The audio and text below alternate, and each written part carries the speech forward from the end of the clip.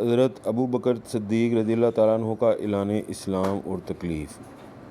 ابتدائی اسلام میں جو شخص مسلمان ہوتا تھا وہ اپنے اسلام کو حتی الوسع مخفی رکھتا تھا، حضور اقدس صلی اللہ علیہ وآلہ وسلم کی طرف سے بھی اس وجہ سے کہ ان کو کفار سے اذیت نہ پہنچے اخفاء کی تلقین ہوتی تھی۔ جب مسلمانوں کی تعداد 39 تک پہنچی تو حضرت ابو بکر صدیق رضی اللہ تعالیٰ عنہ نے اظہار کی درخواست کی کہ کھلم کھلا علی الاعلان تبلیغ کی جائے۔ حضور اقدس صلی اللہ علیہ وآلہ وسلم نے اول انکار فرمایا، مگر حضرت ابو بکر صدیق رضی اللہ تعالیٰ عنہ کے اصرار پر قبول فرما لیا اور ان سب حضرات کو ساتھ لے کر مسجد کعبہ میں تشریف لے گئے۔ حضرت ابو بکر صدیق رضی اللہ تعالیٰ عنہ نے تبلیغی خطبہ شروع کیا۔ یہ سب سے پہلا خطبہ ہے جو اسلام میں پڑھا گیا اور حضور اقدس صلی اللہ علیہ وآلہ وسلم کے چچا سید الشہداء حضرت حمزہ رضی اللہ تعالیٰ عنہ اسی دن اسلام لائے ہیں اور اس کے 3 دن بعد حضرت عمر رضی اللہ تعالیٰ عنہ مشرف با اسلام ہوئے۔ خطبہ کا شروع ہونا تھا کہ چاروں طرف سے کفار و مشرکین مسلمانوں پر ٹوٹ پڑے۔ حضرت ابو بکر صدیق رضی اللہ تعالیٰ عنہ کو بھی باوجود یہ کہ مکہ مکرمہ میں ان کی عام طور سے عظمت و شرافت مسلم تھی، اس قدر مارا کہ تمام چہرہ مبارک خون میں بھر گیا۔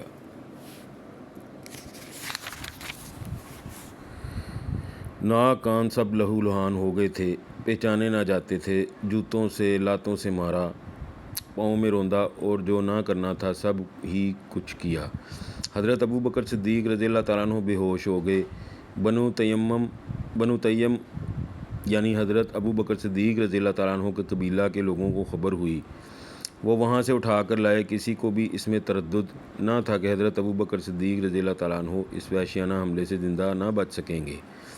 بنو تیم مسجد میں آئے اور اعلان کیا کہ حضرت ابو بکر صدیق رضی اللہ تعالیٰ عنہ کی اگر اس حادثہ میں وفات ہو گئی تو ہم لوگ ان کے بدلہ میں عتبہ بن ربیع کو قتل کریں گے۔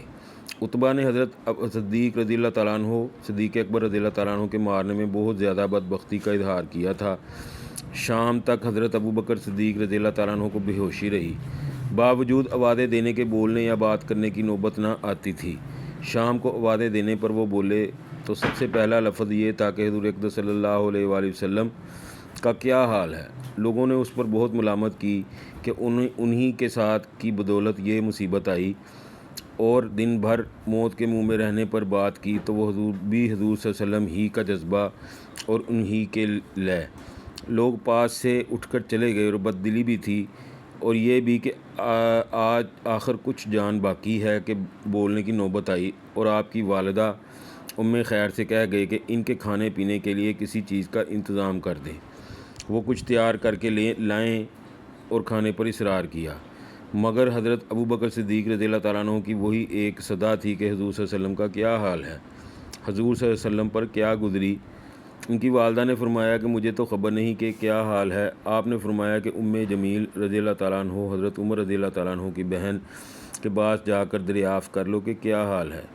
وہ بیچاری بیٹے کی اس مظلومانہ حالت کی بے تابانہ درخواست کو پورا کرنے کے واسطے ام جمیل رضی اللہ تعالیٰ عنہ کے پاس گئیں اور محمد صلی اللہ علیہ وسلم کا حال دریافت کیا۔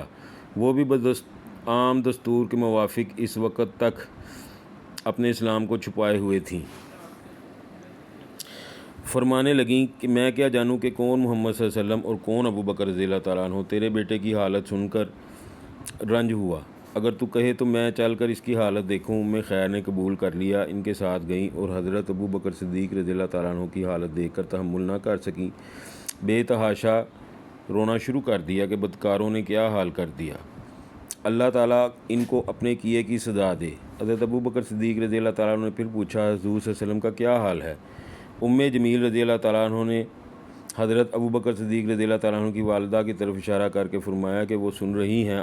آپ رضی اللہ تعالیٰ عنہ نے فرمایا کہ ان سے خوف نہ کرو، تو ام جمیل رضی اللہ تعالیٰ عنہ نے خیریت سنائی اور عرض کیا کہ بالکل صحیح سالم ہے۔ آپ نے پوچھا کہ اس وقت کہاں ہیں؟ انہوں نے عرض کیا کہ ارقم رضی اللہ تعالیٰ عنہ کے گھر تشریف رکھتے ہیں۔ آپ نے فرمایا کہ مجھ کو خدا کی قسم ہے کہ اس وقت تک کوئی چیز نہ کھاؤں گا نہ پیوں گا جب تک حضور صلی اللہ علیہ وسلم کی زیارت نہ کر لوں۔ ان کی والدہ کو تو بے قراری تھی، کہ وہ کچھ کھا لیں۔ انہوں نے قسم کھا لی کہ جب تک حضور زیارت نہ کر لوں کچھ نہ کھاؤں گا۔